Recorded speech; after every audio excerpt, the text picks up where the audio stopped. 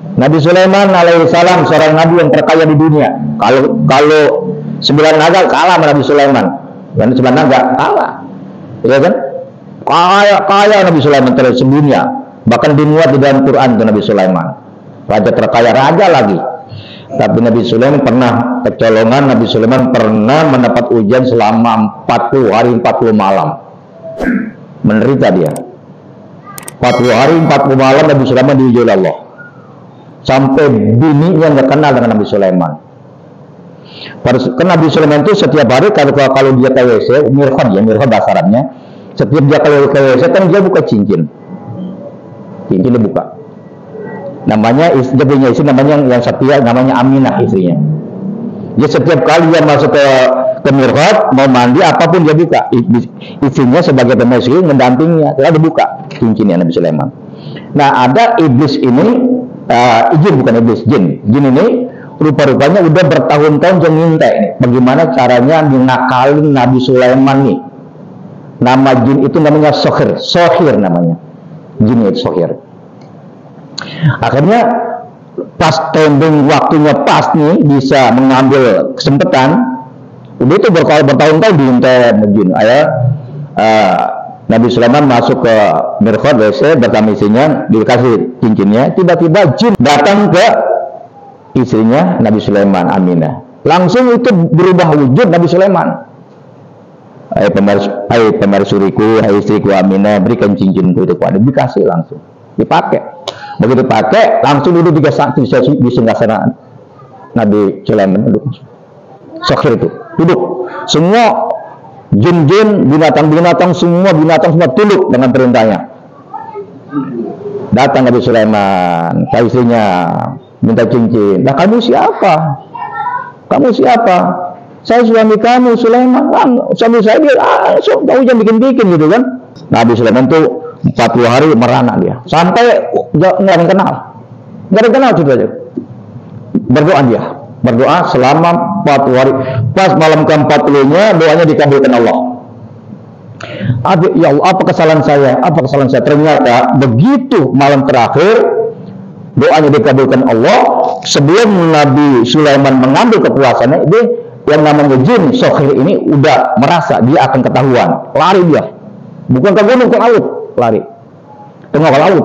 Dia nama jin kan bisa terbang tuh. Begitu lah sampai laut, itu cincinnya dibuang dan dilempar ke laut, di tengah ikan masuk ke dalam.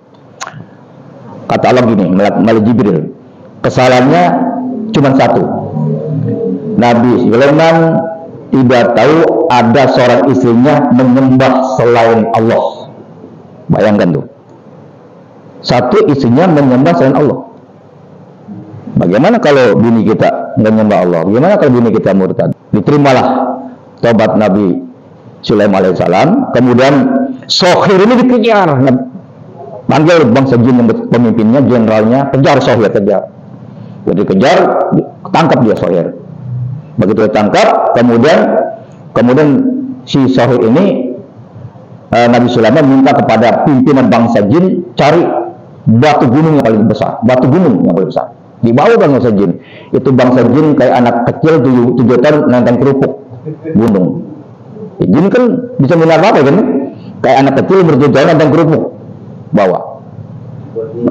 Ya, begitu sampai di situ, dibolongin, dibelah, bikinin pintu, itu masukin Sohir ke dalamnya, ditutup, digembok, kemudian dipatri dengan macam-macam itu dimasukin.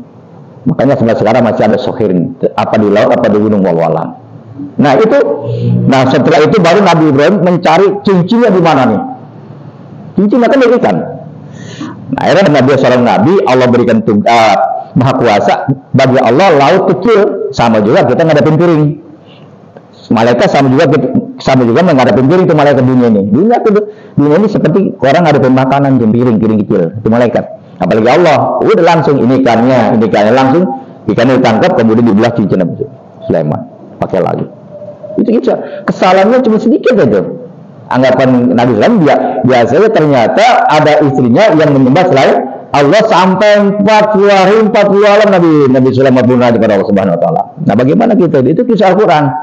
Jadi kisah Al-Qur'an ini bukan dongeng, tapi harus diambil pelajaran dan diambil hikmah. Dari mana saya tahu sejarah hal tadi saya sampaikan itu tidak lepas dari Al-Quran, dan Al-Quran ditafsirkan. Ya banyak penafsir Quran, yaitu diantaranya oleh Syekh Nawawi Al-Bantani dalam tafsir begitu, ya. Sama dengan Nabi Ibrahim alaihissalam. Nah, Nabi Ibrahim alaihissalam juga termasuk Nabi yang banyak ujian begitu beratnya, gitu. Paham ya? Jadi cuma segitu aja tuh, berat. Nah, bagaimana kalau kita membiarkan gitu kan? Bagaimana saya itu kalau seandainya kita menikah antara yang Muslim dengan non-Muslim, tapi Islam Kristen? Iya kan? Ya kan dalam Islam nggak ada toleransi, nggak ada. Ya kalau Islam memang Islam, gitu kan? Muslim dengan Muslim, memang gitu kan? Gitu. Jadi nggak boleh, nggak ada. Kalau kita memang betul-betul ngaku Muslim, gitu ya, betul ngaku Muslim begitu, ya kan? Masya Allah. Jadi ya. Wa innahu fil akhirati lamina sholihin. Sungguhnya beliau Nabi Ibrahim ya nanti di akhirat termasuk lamina sholihin, orang-orang yang saleh. Ma'abahi al-mursalin fil jannah, bersama abah kita Nabi Ibrahim dan rasul-rasul lain yang di dalam surga. Jadi kalau cerita kita dalam Al-Quran ini, karena begini, satu hadis, fihi naba'u ma qablakum wa khabaru ma ba'dakum wa hukmu bainakum. Di dalam Al-Quran ada berita penting. Jadi tahu dari mana Nabi Adam di surga? Tahu dari mana dia? Itu Quran. Tentu Quran jelas itu. Wa khabaru ma ba'dakum, dan jadi berita orang sudah kamu. Dan Muhammad maksudnya. Wa hukmu bainakum, dan Quran punya hukum jadi antara di tengah-tengah kita. Itu Quran hukum pernikahan, Quran kan adanya kan? Semuanya ada di Quran, nggak ada yang di kitab-kitab lain itu. Nah, bagi kita Al-Quran ini adalah kitab Allah yang menjadikan di rumah tangga kita menjadi pedoman hidup bagi kita. Makanya kita perlu belajar Quran supaya jelas ya penafsirannya, jangan sembarangan. Harus ada kitab-kitab yang klasik yang mendok, jadi dia jangan sembarangan gitu, ya. Karena bila mana menerjemahkan Quran atau hadis salah, maka keliru, gitu. Qala lahu rabbuhu, ketika Allah berbeban kepada beliau, kepada Nabi Ibrahim, ina kharajan minasyirbi, ketika ia keluar dari gunung. Ya, kata Nabi Ibrahim itu kan dari rumahnya ke gunung, dari kayu segala macam kan, orang pokoknya bukan Nabi aja, orang-orang dulu tuh kerja usahanya cuma nyari kayu. Zaman dulu tuh, dia jual kayu, dijual gitu kan. Beliau itu kan. Nah, kata Allah, aslim, serahkan dirimu, hai Ibrahim. Aslim tuh, serahkan dirimu, pasrahkan dirimu, kata kita. Fazid fi maqalatika, tambahkan dalam bacaan-bacaanmu, kalimatmu, la ilaha illallah. Jadi diperintahkan oleh Allah supaya Nabi Ibrahim itu membaca la ilaha illallah. Ingat, tauhid kita apa? Tauhid kita wujud, wudan, bako, mukhalafatul hawadisi, qiyamuhu binafsihi, wahdaniyat, kudrat, iradat, ilmu, hayat, sama, basar, kalam, terus, ya kan? Nah, sekarang gini, coba kalau memang kita ahli tauhid,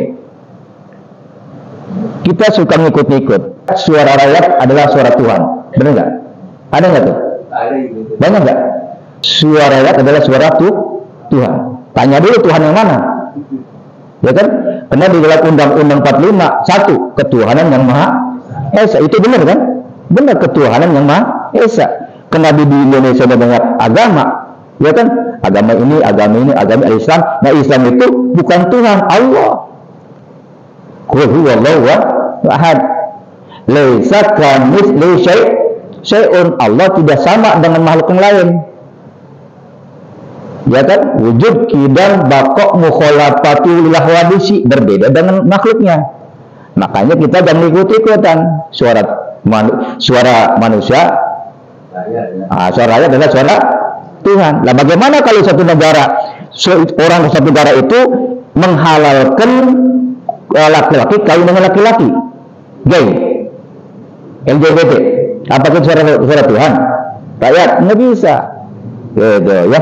Jadi kita ini kalau bertauhid kepada tauhid kita Asy'ariyah, Ya, kalau kita kan tauhid Asy'ariyah bukan rububiyah. Wujud kepada Bapa sifat 20 ya kan? Ya, makanya kita jangan terima dulu tuh suara rakyat, suara Tuhan.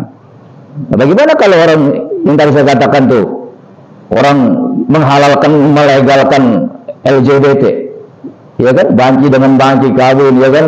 Begitu kan, bukan perempuan, bagaimana? Apa suara Tuhan tuh?